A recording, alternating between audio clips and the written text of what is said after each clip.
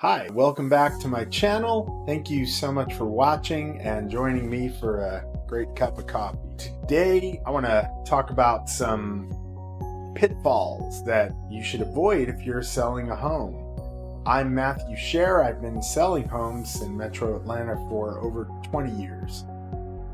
And if you're planning to put your house on the market, it's crucial that you know the 5 most common mistakes sellers make, because if you do any of these 5 things, it could cost you thousands of dollars.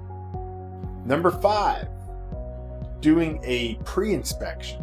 Now, this may not be obvious, but there's no such thing as a perfect home. So even if you hire the best inspector in the world and identify every issue with your home and fix it, chances are the buyer is going to do their own inspection. Do you think that home inspector is going to come through and tell them the house is in perfect shape, and then in the next breath turn around and they didn't find anything, but hey, can you write me a check for $500 for this home inspection? They're not going to want to do that. They got to justify their existence. So if a home's in great shape, they're just going to dig a little deeper.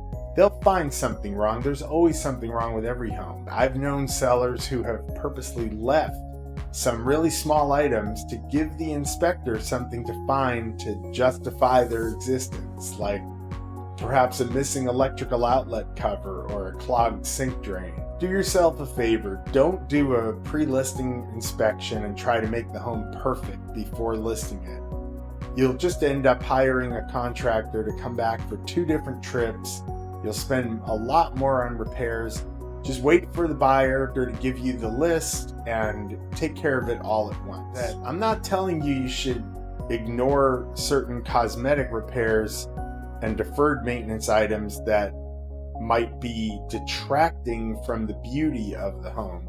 If it's going to affect the way the home looks, take care of it. But if it's just things like a loose faucet or whatever, wait on those things. Number 4 is doing too many or the wrong updates prior to listing. I once had a seller, I met with them and they just painted the house, which you'd think was great, but they painted the entire house like a bright canary yellow. I needed sunglasses to even stand in their living room. Some renovations and things, you'll get 3 times what you put into them back in resale value, but others will leave you in the red. And upgrades that add value to one home may not add any to another. So there's so many factors to consider, which include the price range of the recently sold comparables and the condition of those, and the market conditions at the time. Number 3 is not getting a pre-listing appraisal or getting a pre-listing appraisal. That can work both ways. If it's a very unique property with no comps, you're probably going to want to get one.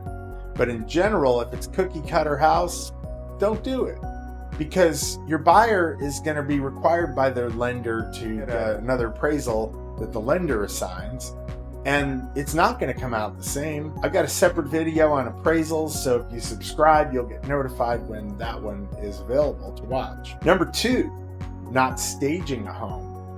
For high-end homes, arranging a consultation with a professional stager is the way to go. But for entry-level homes, the cost of that is prohibitive, and I understand.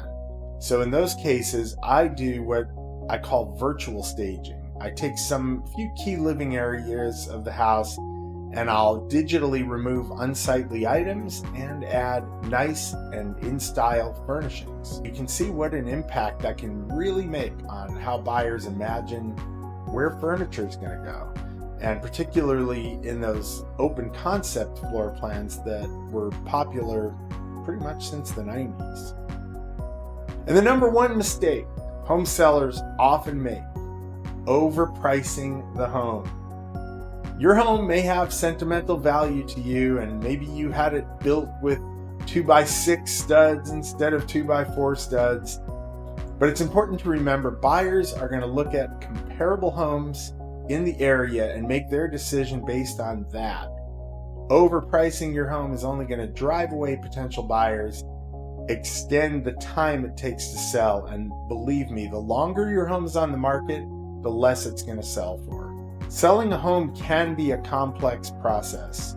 But avoiding these 5 very common pitfalls, you can make the process much more smooth and get the best price for your property. If you have any questions or other tips, leave them in the comments. If you made a mistake once, leave it in the comment. I'd love to hear about it. I'm Matthew Scher. I'm an associate broker with Real Estate for Atlanta, and I'm also a licensed mortgage loan originator. So if you've got questions about homes selling, buying, financing, or even refinancing, check me out. Give me a call. And if you found this video helpful, please like it, maybe share it with a friend, and consider subscribing to my channel. I hope to see you on my next video and enjoy my next cup of coffee with you.